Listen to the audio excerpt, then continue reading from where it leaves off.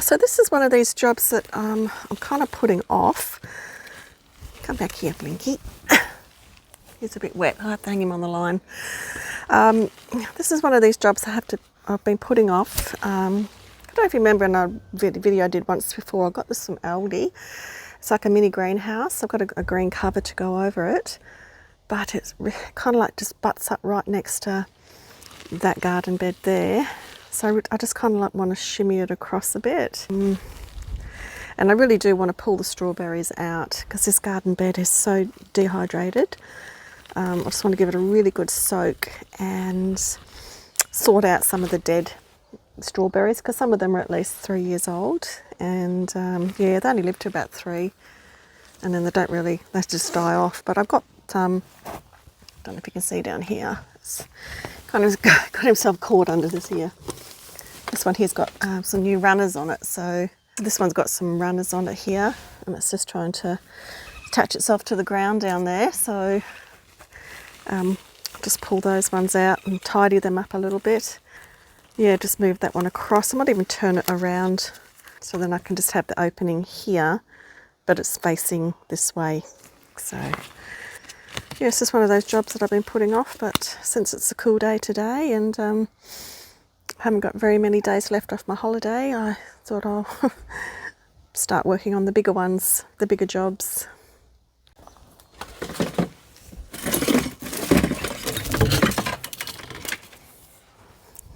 So I know there was a couple of redback spiders hanging around the corner down here, so I will be careful when I pull these out.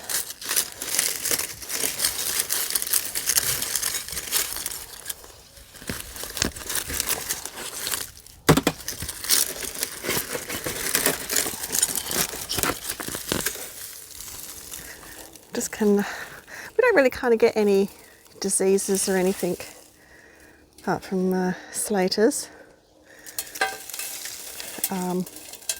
in our strawberries.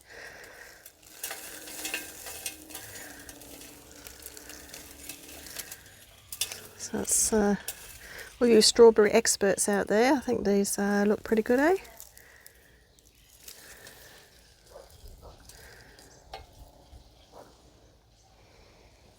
Anyway, I'll continue to pull the rest of these out and I'll be back. It's a good sign. We've actually got some worms down in there. One there and one there. Oh, look at that. This is one of the only beds I didn't put coffee grounds in.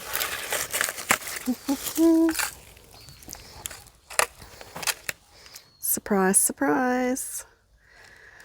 This bed will get a bit of a dousing as well with coffee grounds. I'll sort those ones out.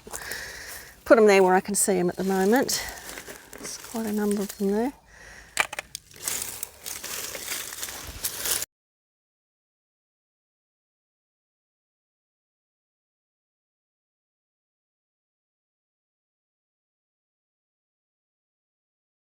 Oh, we're getting there.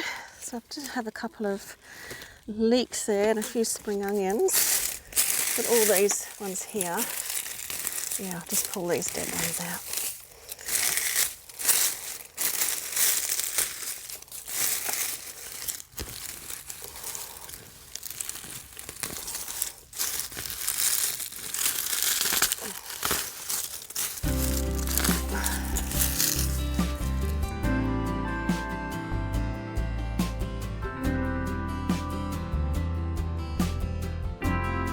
I'll just pull this out. This was my underground worm beast. And we'll see what's been growing in here.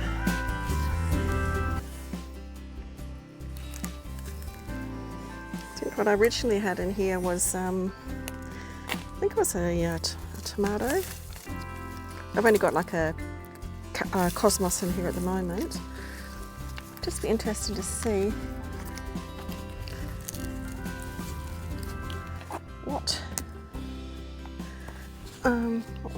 what has been growing in here.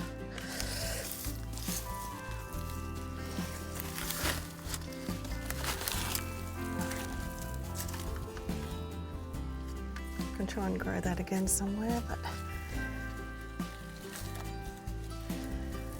know. Very interesting. Just makes you wonder.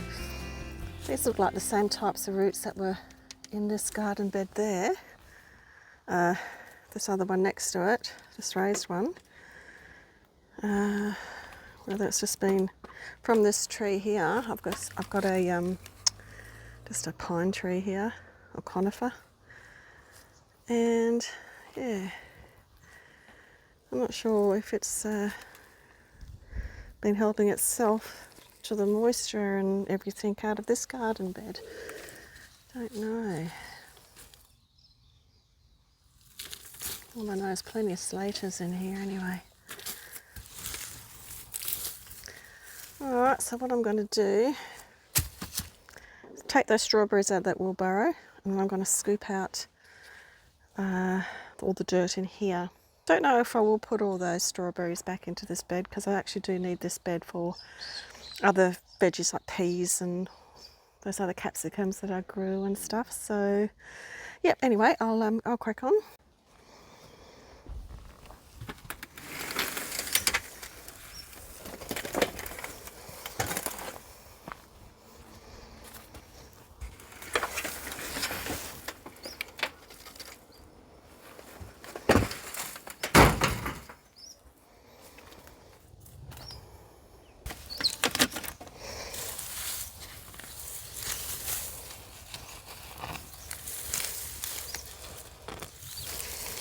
I can just go through and transplant these. I pop them in a bit of water, keep them a bit damp.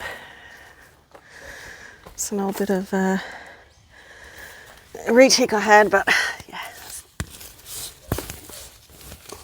it's just a little homemade job I did years ago, because we don't have much water pressure at the back, so I can't really have pop-up sprinklers at all. And if I can just get that out of here.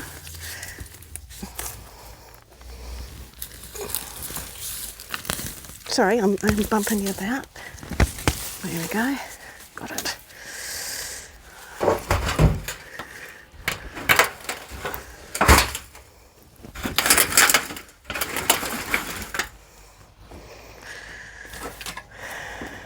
Right, I'm doing this half-heartedly.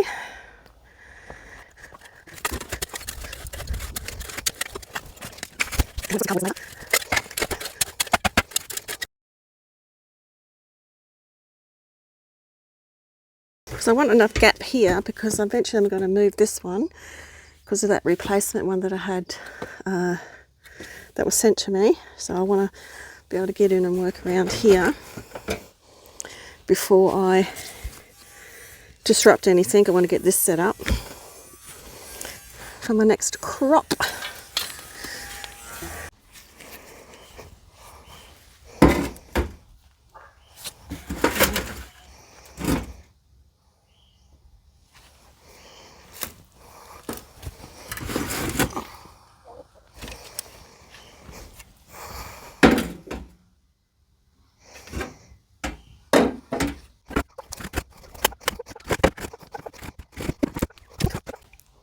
It's always good to see some life in your garden.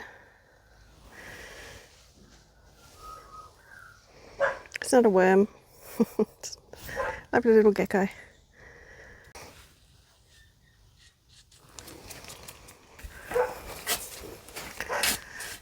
Just spread out this here. I will lay just a layer of cardboard down here. I'll do that to just try and keep the moisture in the bin. I've just chucked a heap of these in some coffee grounds and to see how they like it. Instead of using that cardboard, I've got a multitude of egg cartons. I thought, oh, what a perfect way to use some of these up. Might be lucky enough that they'll all fit in here nice and square.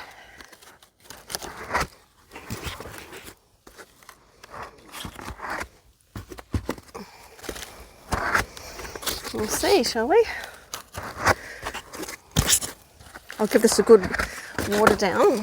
Oh, look at that. It's absolutely perfect. No, I'm missing one. Ah, isn't it lucky I've got plenty on hand? All right, I was going to give this a good dampen down.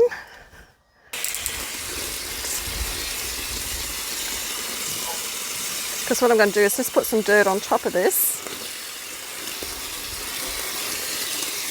And over time, this cardboard will break down, and at least I'm going to get a crop out of this bed. And come winter time, shouldn't be a problem. It might take a few shots for me to get this nicely dampened down before I put anything else on top of it. While that is doing that, all this dirt around here, I will put in on the top there, and that'll just help soak it up and start absorbing that water in. And I will be putting some coffee grounds around the base of this as well, just to help those snails to, find their own way. So this here, I'm finding, is this from that tree. And like I'm just digging down and I'm just finding that. So I'm thinking it is from that tree that is sapping everything out of these garden beds. I'm contemplating getting that cut down anyway. It doesn't really serve a purpose, and it just drops all these this stuff on the ground. And when you go over it in the lawnmower, it just pings everywhere. So it's really not really doing anything for us. I can get a quote in to get it cut down. I'm not sure how much that will cost. I'm envisaging a couple of $1,000, going by what other people have said when they've had their trees cut down. So different areas are just pooling, like it's pooling down there. But I'll just let that soak in. So it has worked really well doing with the cardboard, because I've done it in this bed and I've done it in another bed. And it just really keeps that moisture in the soil there. And everything seems to be growing pretty well. Oh, there we go, it's already soaked down into there. So, sorry about that dog barking next door. I have to make the tiniest sound and it just keeps barking. So this bed here, I'm going to be putting some coffee grounds down. Because what I'm planning in here is the plants, referring to my chart, that love nitrogen. I've got some spinach, I've got some cabbages, I've got some Brussels sprouts, but I might keep the Brussels sprouts because I know they get quite tall. So I'm going to be putting nitrogen loving plants in here. So I'm just giving it a nice layer of coffee grounds. And I got one bag of cow manure left, and I just got like a soil mix just to add to sort of rejuvenate some soil. You can't use this one in potting mix, so I'll just bung it in this bed here.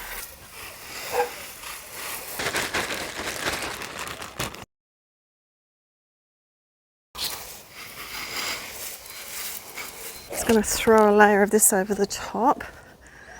It doesn't have to be a lot, because what I'm going to do is put that rest of that wheelbarrow load of the compost, I'll say compost, it's garden mix.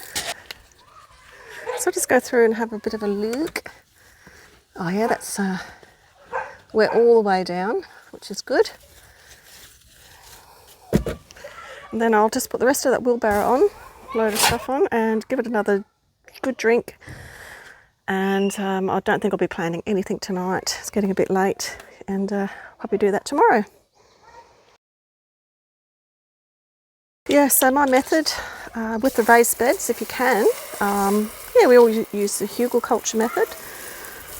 But for areas where, like especially summertime, I reckon just putting a nice layer of cardboard about 30 centimetres down and then just filling it up. At least you know the moisture is going to stay there. You're going to get a good crop for that season. Yes, the cardboard will break down over time. And then you've got your winter months where you get a lot of rain, so that's okay. Everything gets nice and wet in the bed, right down the bottom. And come summertime again, just do the same thing. That's my method anyway, and that's and I'm sticking to it. Everyone else has their own methods, which is absolutely fine. Like I said in one of my other little videos, we all garden different. There's no hard and fast rule of you have to do it this way. That won't work if you do it that way. Well, it's all about experimenting. What works for you might not work for someone else. So I've just transplanted in the back there just some of those leeks and spring onions that I pulled out of the bed, and some spinach that I had growing in pots. And then in the centre I put up a bit of a wire trellis there, and that's for the climbing peas and the snow peas. So yeah, I'll leave that the door open, the canopy open on it. It should be honky-dory for winter. Thanks for watching, guys. Hope you enjoyed that, my little project for autumn. And I shall see you in the next video. Okay, thanks for watching. Bye for now.